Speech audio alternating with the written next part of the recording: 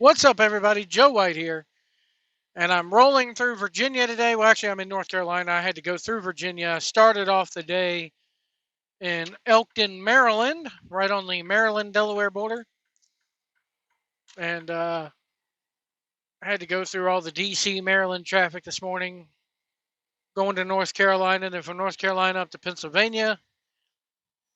Wanted to talk to you guys. I'm going to kind of be all over the place in this, so bear with me. I want to talk about TNA first. It's weird saying TNA still. Even though I've always called it TNA, now that it's actually official again, feels weird. But guys, one thing I want to encourage you guys to do here, here's a little break. Go the speed limit. I'm rolling down the road recording this. I'm hands-free with my headset on. And there's idiots going 65 and a 70 for no reason. Please go the speed limit out of here. You're not only holding yourself up, you're holding us up too. But anyway, now that I've gotten that bit of a rant out the way, TNA, as you know, at the beginning of February, fired Scott D'Amore. And it's come out that the reason why they fired Scott D'Amore was because Scott D'Amore, along with Ed Nordholm, who was above Scott D'Amore in the hierarchy, they were looking to put more money into the promotion, whether it be signing new talent like a Nick Nemeth, upping production value, just generally putting a positive spin on the product. Again, you got to spend money to make money. And they were good at it. They were doing really well. That Hard to Kill pay-per-view, they knocked it out of the park.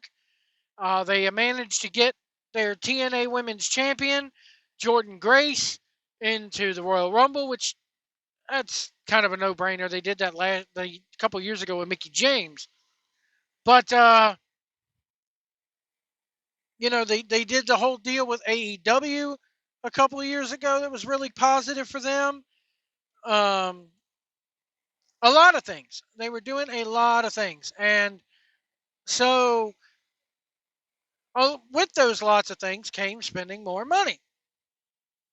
Now, the higher ups at Anthem, when they bought TNA,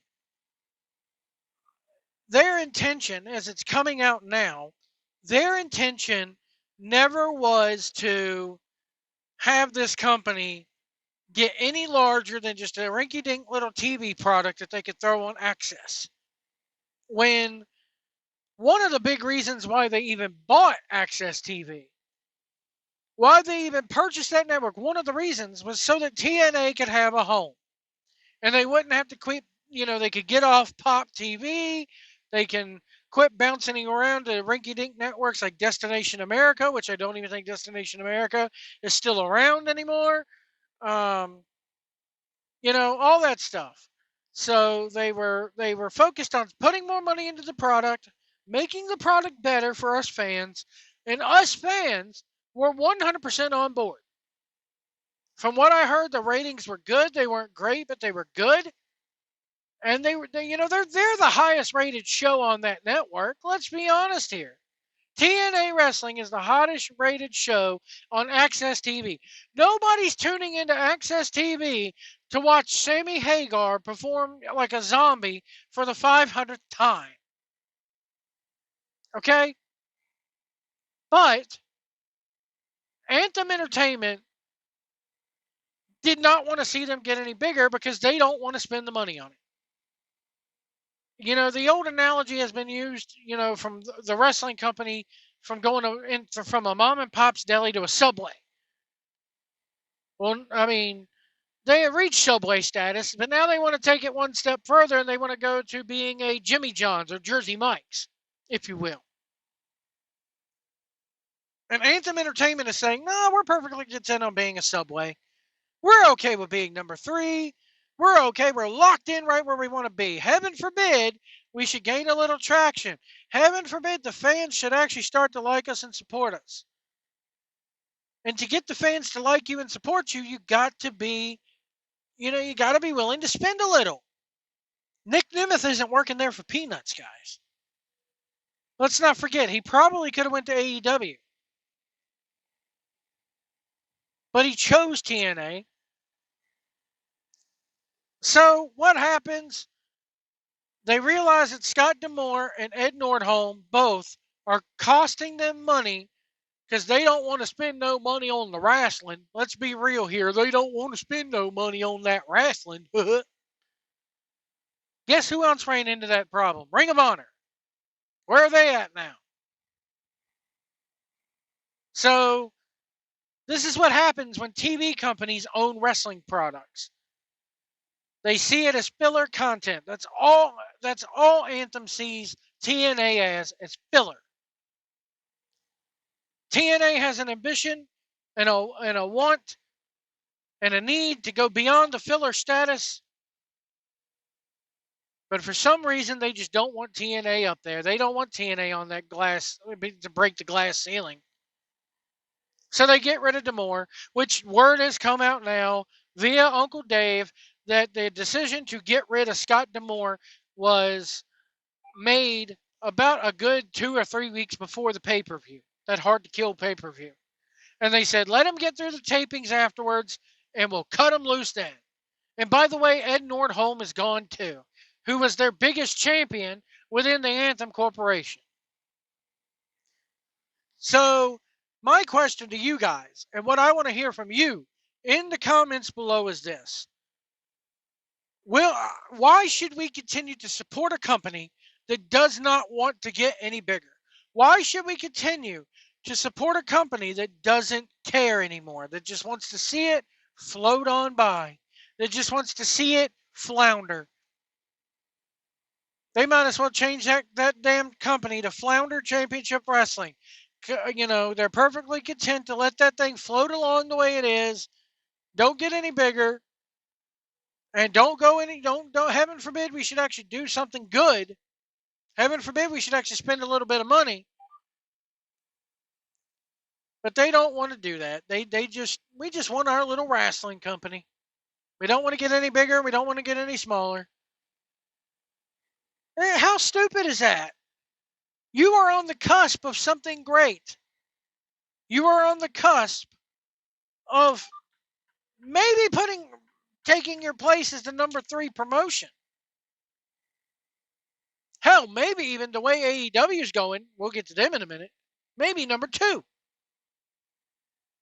Heaven knows that their television product, that Hard to Kill pay-per-view, was better, on par, if not better than anything AEW has done in the last year. But no, we want to stay a far distant third, hell, 4th, maybe. So we don't care. Why should we care about a program and a company that the owners don't care about? If they cared anything about the product, they would have let D'Amore buy the damn thing. It's not making them any money. They lose money on that damn promotion, I bet. I think maybe there was 1 year in the entire existence of TNA Wrestling, dating all the way back to 2002. I think there was maybe 1 year, and I want to say it was 2007 or 6. I could be totally wrong on this, so I apologize if I am. But I believe there has only been 1 year in the history of that company where they made money at the end of the fiscal year. And now that they're, yes, I granted, it's all about money. It's all about shareholders. It's all about finances. They don't want D'Amore out there writing blank checks. I get that. But do you have to get rid of him entirely? And kudos to D'Amore. D'Amore's probably sitting there going, guys, this is what we need to do to produce good content. We need to do this, and this. And it will totally change fans' minds and change fans' perspective of TNA. Because if you listen to any of the Conrad Thompson podcasts, the narrative has always been LOL TNA. And guess what? Just when they started to claw out of that, just when they started to be on the cusp of getting rid of that stigma, They cut the legs out from underneath them, and now they're back to LOL TNA. Just when they start to get some stability, LOL TNA. It's okay. I got no desire to watch them anymore. What for? You're not going to spend any money on production. You're not going to spend any money getting any new free agent wrestlers. You're not going to spend money on anything good. LOL TNA. Talked about AEW. Speaking of AEW, as my phone goes to sleep on me. Speaking of AEW, what the fuck are they doing over there? Pardon my language, but what the fuck are they doing over there? That Darby Allin promo from Wednesday night, last night as I'm recording this, makes no sense. You do this angle where Darby gets bloodied senseless and he's bleeding all over the white outfits of the Young Bucks. Sting gets knocked out. Sting's kids, his children, get knocked out. And there's no follow-up. There's no mention of it. There's absolutely nothing. Instead, we get a promo. We get a damn promo that puts over WWE and Cody Rhodes. We can't. What? And they put over Jim Cornette. Cornette from day one has called it all friends wrestling. He coined that term. And they said all friendship wrestling, but it's the same thing. And he said, yeah, I can't believe this. I wanted a job here, but you wouldn't hire me. And it took the word of a decision of an EVP, and it's not Kenny Omega. Well, gee, I wonder who it is. And the crowd starts chanting for Cody. You're supposed to be the alternative. You're supposed to be number 2. You're supposed to be what WWE isn't. And you put him over. You flat out put him over. Number 1 ain't talking about number 2, even though Cody did that bullshit at the Royal Rumble where he made the Wolfpack sign and the gun symbol and all that. Which if I'm WWE, I'm yelling at him, don't do that again. But you put him over. You got the crowd to essentially chant for your competition. LOL AEW. What the fuck are you guys doing? Oh, never mind. I forgot. You're being ran by a 40-something-year-old cokehead who just thinks it's funny what he's doing. He thinks it's a game. I'm spending my daddy's money living out my fantasy. Good for you. Again, no follow-up on that angle from last week. At all. Instead, you swept it under the rug and put over the competition. If I'm a fan of AEW now, I'm wanting to go find Cody Rhodes and watch him. Because you've just pretty much said he's the only one in the business with a brain. What the frig are you thinking? What are you thinking? I wish I could get it. I wish I could come up with some sort of explanation, but I can't. And I'm not going to hurt my head trying.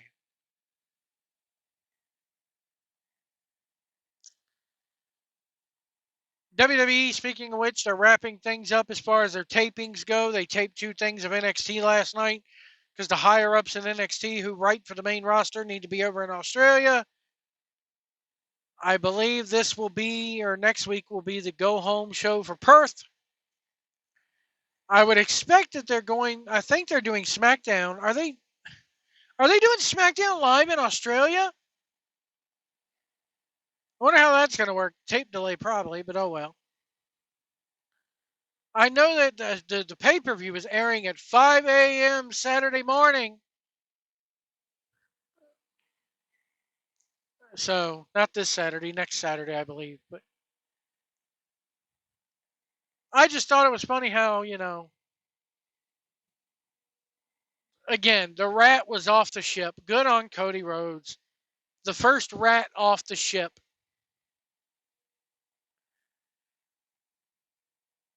And then they rehire QT Marshall, which, okay. I listened to Uncle Dave and he goes, well, QT thought he really wanted to be a main event wrestler somewhere. Like, in what universe did he realize that was going to happen? What part of the multiverse is that happening in, folks? Did he really think he was going to go to WWE and be champion? QT Marshall? Come on. Come on. So, oh man. It's baffling. Baffling, completely baffling. The way these two companies think. And WWE just sitting there waving at them from the top of the mountain. Hi, we're number one. How are you? We got rid of our problems. At least we can say they were problems. Unlike TNA, who gets rid of their solutions and creates more problems. So I've switched over to another headset. I fully intended to stop the audio right there. But some other news has come out on the TNA situation since I recorded that. An open letter. Multiple TNA talents unite in joint letter to Anthem over Scott D'Amore's termination. Easy for me to say. Termination. Anyway. Um, So this comes from Sean Ross Sapp, the guy with the most smackable face in the world. I'm sorry, that guy. He's blocked me on Twitter, by the way, so I had to go, you know, up my butt to get to the elbow, so to speak, when it comes to finding this letter. This says, multiple TNA talents have united in a joint letter addressed to Anthem expressing their collective dismay over the departure of Scott D'Amore from TNA. This letter, which has been acquired and made accessible to Fightful Select, underscores the deep emotional connection and loyalty with the wrestlers, or that the wrestlers feel towards TNA Impact. The full letter reads, Lynn and Scott, TNA Impact is not just our employer and the company in which we work for. It is a family. A family that each of us has grown to love and cherish and trust with our bodies and our careers. A family for which we feel deeply and that desire, above all else, to protect. We are deeply saddened by the decision to remove Scott D'Amore from the TNA Impact family. It says TNA/Impact here in this letter. Scott is a brilliant wrestling mind that has guided this company and has it positioned to take the next step upward in our industry. Scott is also so much more than this. He's a trusted friend, confidant, teacher, advisor, brother, and mentor to so many within the TNA Impact family. Scott has been the heart of TNA Impact for over 2 decades. Lynn and Anthem have been instrumental in supporting and building this company back from the ground up. The contributions of Lynn and Anthem have never gone unnoticed by anyone in the company, and we want to make sure that Lynn knows this. TNA, simply put, would not have survived without Lynn and Anthem. Not just financially, but with the undying faith in Scott and us to revive the company that was on the brink of death. Lynn and Anthem are the foundation that TNA has been able to build upon. We would not have made it back to this point without both of you, both in capital letters. The fans know this, and the TNA family knows this. We come to you to voice our concern for the TNA Impact, or for TNA Impact, our family, and its future and direction. We, like you, wish to safeguard that we have all. We wish to safeguard what we have all worked and sweat and bled to build. We want TNA Impact to grow and to continue to be an invaluable place for all professional wrestlers to work. We understand and appreciate that professional wrestling at its core is a business and that the company must provide a fiscally responsible, financially viable product. At the same time, professional wrestling is unquietly situated. whatever that means. The business of professional wrestling is so much more than balance sheets, downloads, and ratings. Downloads and ratings, let me finish this first. The wrestling business is and must be its people, characters, and storylines. That is to say, there's no wrestling business without the wrestling creative vision and the right people bringing the creative vision to life. To thrive, a wrestling company must have both an eye toward business decisions and its fingers on the pulse of creative decisions and the ever changing appetite of our fans. It is in light of this concern and our desire to uphold the high standards of TNA Impact that we offer this letter. It is our desire to have a dialogue with you and with the company in an effort to protect the present and future of TNA Impact for you, Anthem, its fans, and for its professional wrestlers. We feel strongly that a quote unquote wrestling person needs to be intimately involved at a high level to ensure that the amazing company we have all built and the product we provided to our fans continues to grow and flourish. It is our opinion that the best person for that role is and will be Scott. We recognize that we do not necessarily know all the facts or details surrounding the decision to remove Scott. In life, there is always the rumors, the opinions, and somewhere in between, the truth. We rarely get to know which is which. It remains our hope and desire that everyone can set aside the past few days and any hurt feelings and unkind words that may have been exchanged and meet to discuss a path forward that preserves the TNA Impact family we all hold so dearly. We remain steadfast and hopeful that this letter can be a first step to opening and keeping open productive lines of communication to ensure the TNA Impact family continues to be a wonderful, unique place to work for years to come. We ask and implore you. We ask and implore you both to come together and create a resolution that will reunite this family once again. We look forward to hearing from you and continuing this dialogue. Signed, your TNA family. Um, Notice there's no names here. Everybody's choosing to remain anonymous, and that's mistake number one, I think. I know you're scared of getting fired if you put your name on here, and it looks like you're unionizing, but ratings and downloads have flourished under Scott D'Amore.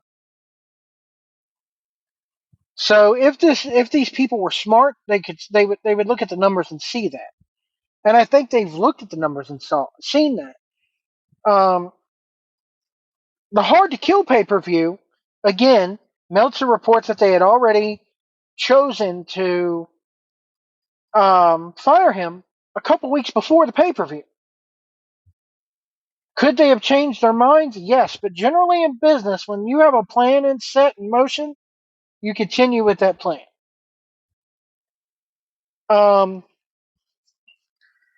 The part where it talks about we want TNA to grow and flourish, newsflash. According to every report that I've read, and again, all this must be taken with a grain of salt because this letter could be totally made up, but it doesn't sound like it is. It sounds like this letter. It sounds like a bunch of people got together with D'Amore, and D'Amore said, "Hey, if you want your job back, you guys got to put pen to paper here. You guys got to speak up and tell them you want me back." Um, as I said previously, because I recorded that last segment um, a couple of hours before now, they don't want TNA to grow and flourish. They're content with what TNA is now, a filler product. It's wrestling to them. So until you can change these guys' minds and make them see that they have a real chance here to really do something with this company, they could care less whether this company grows and flourishes as long as it isn't sinking them completely into the ground. That's the way this sounds like. Moving on. I also wanted to add one thing. I was driving today in Maryland, going around Washington, D.C., and I thought, oh, I'll listen to Elliot in the Morning. Elliot in the Morning has been the morning new morning entertainment broadcast on DC 101. The alternative rock station in D.C., Maryland, parts of Virginia. Elliot's been there ever since I was a kid. I grew up listening to this guy, on and off. I don't listen to him so much anymore because I don't listen to radio anymore. But I'm like, oh well, I'll download the iHeartRadio app and listen to Elliot while I'm driving around Washington D.C. You know, when in Rome. And they were doing this contest where you know how radio stations are. They do the caller number 9 right now wins $100, DC 101, and that's what this was. Call me now, win $100. And immediately after he said this and went to break, they aired a promo for this contest, and it shows you that the Cody Rhodes hashtag We Want Cody has transcended wrestling. It's gone above. Either that or wrestling has become mainstream popular, or is beginning to be mainstream popular again. Because this stuff like this would not have happened a year ago, 2 years ago, 10 years ago. In fact, Elliot in the Morning used to bash professional wrestling until I think about 10 years ago they went to a show and fell in love with it at the I still know it as the MCI Center. I think it's the Verizon Center or something like that now in DC. Somebody correct me if I'm wrong. I know I'm wrong. But the promo, the ad, started off with a "We want money," clap, clap, clap. We want money. Instead of "We want Cody," it was "We want money." And then they started playing Cody Rhodes' theme song, Kingdom. And the guy, the little radio announcer, he goes, "Finish your story right now by calling 1-866-235-5468." That's Elliot in the Morning's phone number. It says, "Finish your story now by calling this and claim your $100. Claim your kingdom," is what they said, by calling this. And then they like, "Why don't be a polka dot?" And then they started playing the American Dreams theme, the Dusty Rhodes theme song from WWE. So, needless to say, this whole entire promo was Cody Rhodes, Dustin Rhodes, or Dusty Rhodes based. It was a wrestling based promo parodying the "We Want Cody" hashtag. I marked out so hard when I heard this because I'm like, oh my god, they took something that the WWE fans did and that WWE cashed in on, and they're cashing in on it themselves by parodying it. That just doesn't happen anymore nowadays. At least I thought it would never happen again. I never thought that we would see shit like that again. But hear stuff like that. But here we are, and they're playing Kingdom and they're playing the American Dream theme, all while the announcer's like, claim your kingdom of $100 right now. It was nuts. I marked out so hard. Anyway, I'm gonna get off here, folks. Remember, if you see a big rig on the road, do not tailgate us. Give us lots of room. Let us over if we need to get over. Go the speed limit. If you can't see our mirrors, we can't see you, and we'll see you down the road.